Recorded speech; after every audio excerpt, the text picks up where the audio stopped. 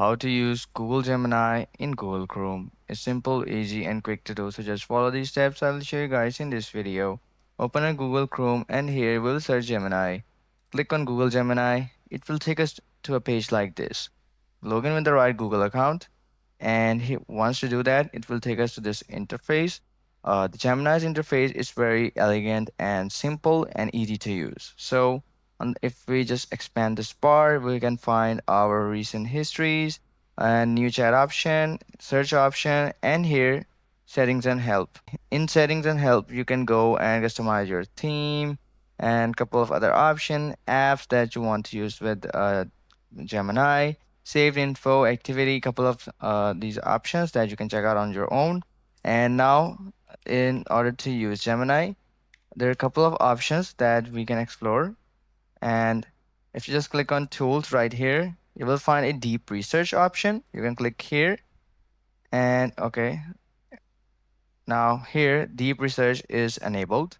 So this is mostly used for study purposes where you want to do a research for something.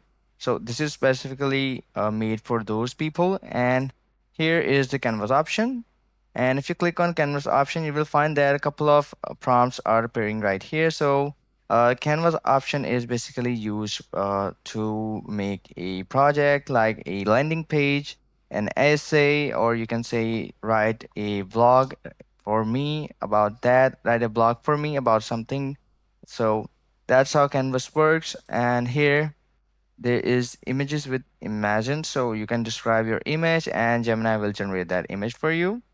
And further, we have guided learning for students. So if you want to learn something, Gemini, you can enable this option and Gemini will give you the guided learning.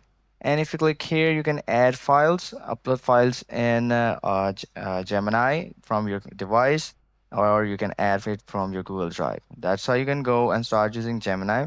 I hope you found this video helpful. I'll see you guys in the next video.